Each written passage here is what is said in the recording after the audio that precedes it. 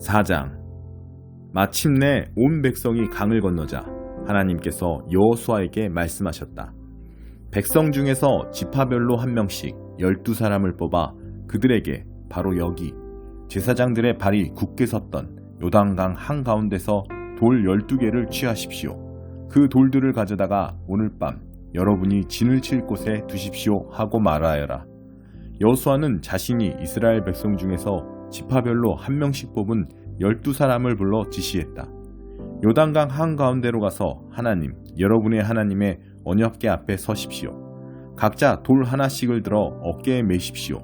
이스라엘 백성 각 지파마다 돌 하나씩입니다. 그 돌들은 훗날 이 일에 대한 기념물이 될 것입니다. 여러분의 자손이 이 돌들은 무엇입니까? 하고 묻거든 여러분은 하나님의 언약궤가 요단강을 건널 때 강물이 그 궤 앞에서 멈췄다. 궤가 다 건널 때까지 줄곧 멈춰 있었다. 이 돌들은 이스라엘 백성을 위한 영원한 기념물이다 라고 말해 주십시오. 이스라엘 백성은 여호수아가 명령한 대로 행했다.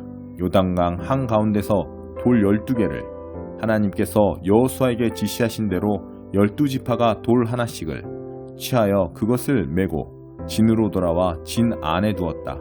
여호수아는 언약궤를 맨 제사장들이 서 있던 요단강 한가운데서 가져온 12돌을 세웠다. 그 돌들은 오늘까지 그곳에 있다. 언약궤를 맨 제사장들은 하나님께서 여호수아에게 지시하여 백성에게 행하게 한 일이 다 이루어질 때까지 이로써 일찍이 모세가 여호수아에게 지시한 일이 이루어졌다. 계속해서 요단강 한가운데 서 있었다. 백성은 한 사람도 망설이지 않고 모두가 강을 건넜다. 강을 다 건너고 나서 온 백성은 언약궤와 제사장들이 건너오는 모습을 지켜보았다. 르우벤 지파와 갓 지파와 므낫세 반쪽 지파는 모세가 지시한 대로 이스라엘 백성 앞에서 전투 대응으로 건너갔다. 모두 약 4만 명의 무장한 군사들이 전투 태세를 갖추고 하나님 앞에서 여리고 평지로 건너갔다. 하나님께서는 그날 온 이스라엘 백성이 보는 앞에서 여호수아를 높여주셨다. 그리하여 이스라엘은 모세가 살아있는 동안 모세를 두려워했듯이 여호수아를 두려워하게 되었다. 하나님께서 여호수아에게 말씀하셨다. 증거궤를 맨 제사장들에게 명령하여 요단강에서 올라가게 하여라. 여호수아는 제사장들에게 요단강에서 올라오십시오 하고 명령했다. 제사장들이 그대로 행했다. 그들은 하나님의 언약궤를 메고 요단강 한가운데서 올라왔다. 제사장들의 발이 마른 땅에 닿자마자 요단강 물이 전처럼 뚝 안으로 다시 흐르기 시작했다. 백성은 첫째 달 10일에 요단강에서 올라와 여리고 동쪽 길갈 동그라미에 진을 쳤다. 여호수아는 요단강에서 가져온 돌 12개를 길갈의 기념물로 세웠다. 그리고 나서 이스라엘 백성에게 말했다. 훗날 여러분의 자손이 그 아버지에게 이 돌들은 대체 무엇입니까? 하고 묻거든 여러분은 이스라엘이 마른 땅을 밟고 이 요단강을 건넜다 하고 말해 주십시오. 그렇습니다. 하나님, 여러분의 하나님께서 여러분이 강을 다 건널 때까지 요단강 물을 마르게 하셨습니다.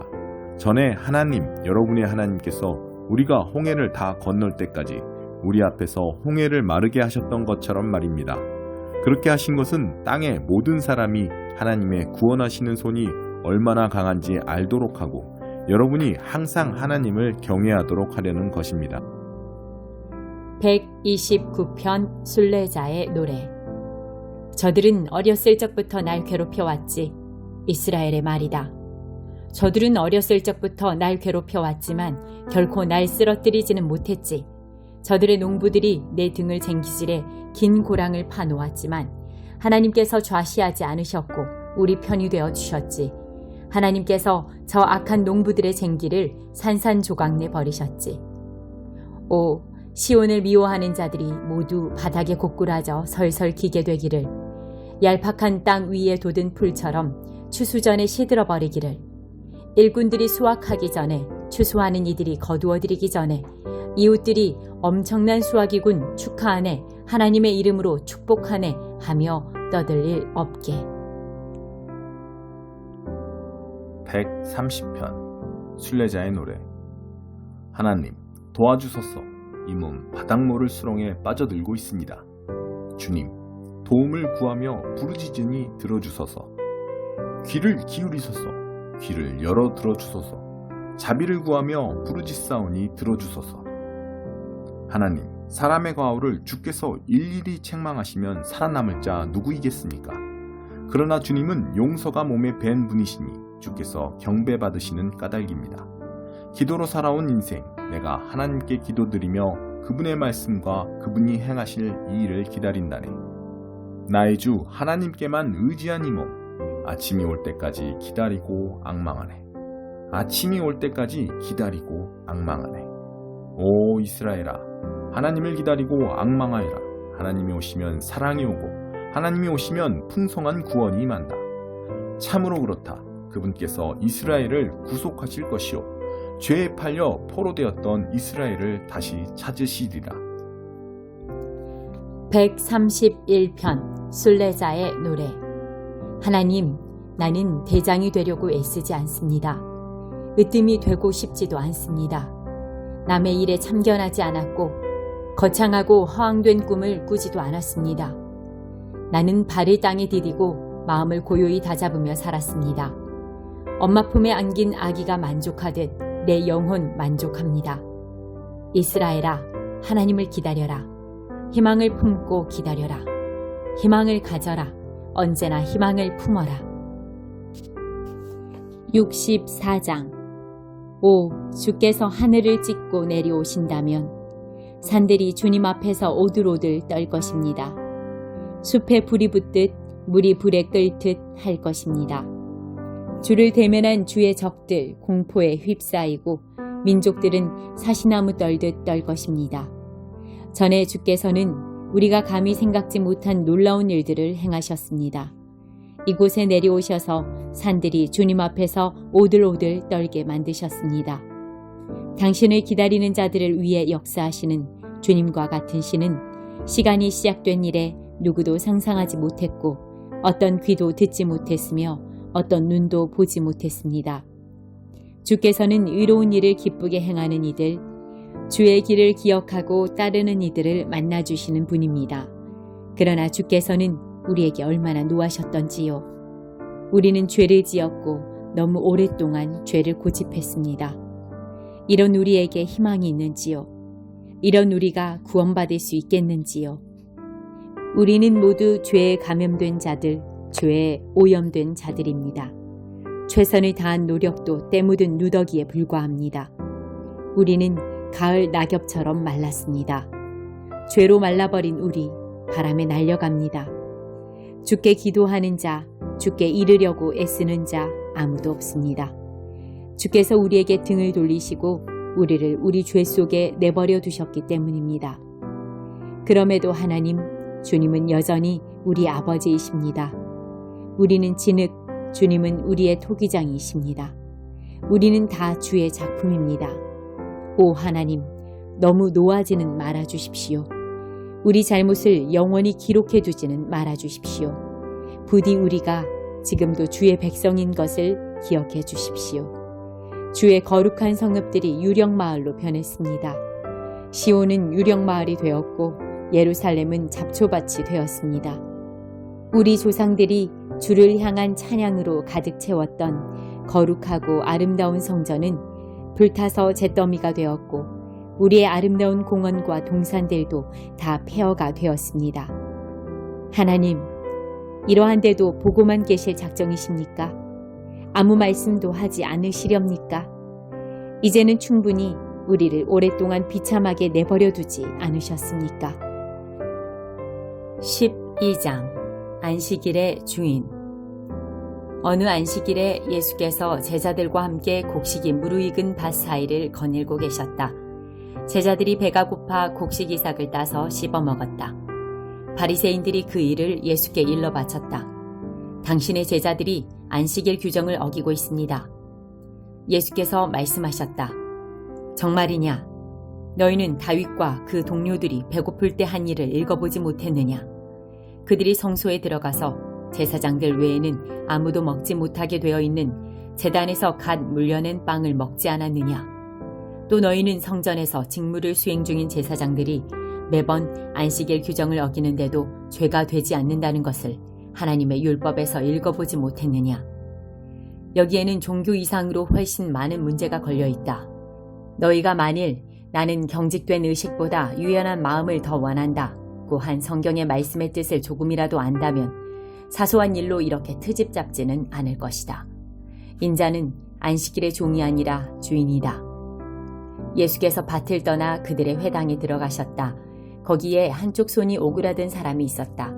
그들은 예수께 안식일에 병을 고치는 것이 율법에 맞습니까? 하고 물었다.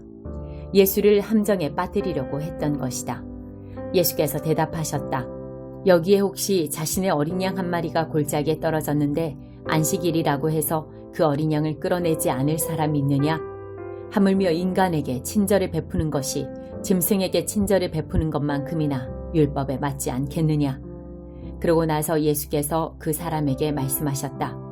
네 손을 내밀어라. 그가 손을 내밀자 그 손이 다 나았다.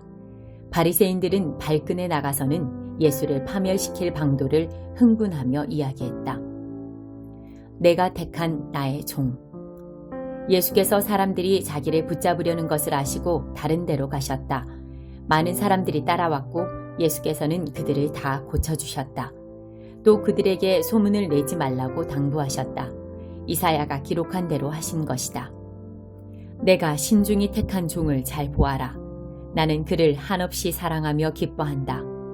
내가 내 영을 그 위에 두었으니 그가 모든 나라에 정의를 선포할 것이다. 그러나 그는 소리 지르거나 목소리를 높이지 않으며 길가에서 소란을 피우지 않을 것이다. 그는 누구의 감정도 짓밟지 않으며 너희를 궁지에 몰아넣지도 않을 것이다. 어느새 그의 정의가 승리할 것이며 아득히 먼 곳에 믿지 않는 사람들까지도 들려오는 그의 이름만 듣고도 희망을 품게 될 것이다. 중립지대는 없다. 그 후에 사람들이 귀신 들려 눈물고 기먹은 불쌍한 사람을 예수 앞에 데려왔다. 예수께서 그를 고쳐 시력과 청력을 되찾아 주셨다. 그것을 본 사람들이 감동했다. 이 사람은 다윗의 자손이 틀림없다. 그러나 바리새인들은 그 보고를 듣고서 빈정대며 말했다. 마술이다. 소매자락에서 마귀의 속임수를 끄집어낸 것이다. 예수께서 그들의 비방에 맞섰다. 같은 사람에게 서로 상반되는 판결을 내리는 재판관은 자기 말을 무효로 하는 것이다. 늘 싸움질하는 가정은 무너지게 마련이다. 사탄이 사탄을 쫓아내면 어느 사탄이 남아나겠느냐. 너희가 나를 마귀라고 욕하며 마귀 쫓아내는 마귀라 부른다면 너희의 귀신 쫓아내는 자들에게도 똑같은 욕이 되지 않겠느냐. 그러나 내가 하나님의 능력으로 악한 귀신들을 내쫓는 것이라면 하나님 나라가 확실히 여기 있는 것이다. 환한 대낮에 시퍼렇게 눈을 뜬 건장한 사내의 집에 들어가서 그 살림을 가지고 달아나려면 먼저 그 사람을 묶어야 하지 않겠느냐. 그를 묶으면 집을 깨끗이 털 수 있다. 이것은 전쟁이며 중립지대는 없다. 내 편이 아니라면 너희는 내 적이다. 돕지 않으면 방해하는 것이다. 용서받지 못할 말이나 행동은 없다. 그러나 너희가 고의로 하나님의 영을 끝까지 비방하면 너희를 용서하시는 바로 그분을 물리치는 것이 된다. 너희가 어떤 오해로 인자를 거부하면 성령께서 너희를 용서하실 수 있다. 그러나 성령을 거부하면 너희는 자신이 걸터앉은 나뭇가지를 톱으로 잘라내는 것이고 용서하시는 그분과의 모든 관계를 너희 자신의 사악함으로 끊어버리는 것이다. 건강한 나무를 키우면 건강한 열매를 거둔다. 병든 나무를 키우면 벌레 먹은 열매를 거둔다. 열매를 보면 나무를 알 수 있다. 너희 생각은 뱀 구덩이와 같다. 너희 생각이 그렇게 더러운데 어떻게 너희 말이 온전할 수 있겠느냐. 너희 말에 의미를 부여해주는 것은 사전이 아니라 너희 마음이다. 선한 사람은 철마다 선한 행실과 선한 말의 열매를 맺는다. 악한 사람은 과수원의 마른 병과 같다. 내가 너희에게 말한다. 이 부주의한 말 한마디 한마디가 되돌아와서 너희를 괴롭힐 것이다. 결산의 날이 올 것이다. 말에는 막강한 힘이 있다. 말에 신중을 기하여라. 말이 너희를 구원할 수도 있고 너희를 저주할 수도 있다. 요나의 증거. 나중에 종교학자와 바리새인 몇 사람이 예수를 찾아왔다. 선생님, 당신의 신임장을 보고 싶습니다. 하나님이 함께 하시는 일이라는 확실한 증거를 보여주십시오. 기적이라도 보여주시지요. 예수께서 말씀하셨다. 너희가 증거를 찾고 있으나 엉뚱한 증거를 찾고 있다. 너희는 너희의 호기심을 만족시켜주고 기적에 대한 너희의 욕망을 채워줄 무언가를 바란다. 그러나 너희가 얻게 될 유일한 증거는 증거처럼 여겨지지 않는 요나의 증거뿐이다. 사흘 밤낮을 물고기 뱃속에 있었던 요나처럼 인자도 사흘 밤낮을 깊은 무덤 속에서 지낼 것이다. 심판날에 니느웨 사람들이 일어나 이 세대를 정죄할 증거를 내놓을 것이다. 요나가 설교할 때 그들이 자신들의 삶을 고쳤기 때문이다. 요나보다 더 큰 설교자가 여기 있는데도 너희는 증거를 따지고 있다. 심판날에 시바 여왕이 앞에 나와서 이 세대를 정죄할 증거를 제시할 것이다. 여왕이 지혜로운 솔로몬의 말을 들으려고 먼 땅 끝에서부터 찾아왔기 때문이다. 솔로몬의 지혜보다 더 큰 지혜가 바로 너희 앞에 있는데도 너희는 증거 운운하며 억제를 부리고 있다. 사람에게서 쫓겨난 더러운 악한 귀신은 광야를 이리저리 떠돌며 자기가 들어갈 만한 오아시스, 곧 순전한 영혼을 찾아다닌다. 아무도 찾지 못하면 귀신은 내가 전에 있던 소굴로 들어가자 하고 말한다. 돌아가 보니 그 사람은 흠 하나 없이 깨끗한데 텅 비어 있다. 그래서 악한 귀신은 달려가서 자기보다 더 악한 귀신을 7이나 끌어모아서는 다 함께 그 사람 안에 들어가 난장판을 벌인다.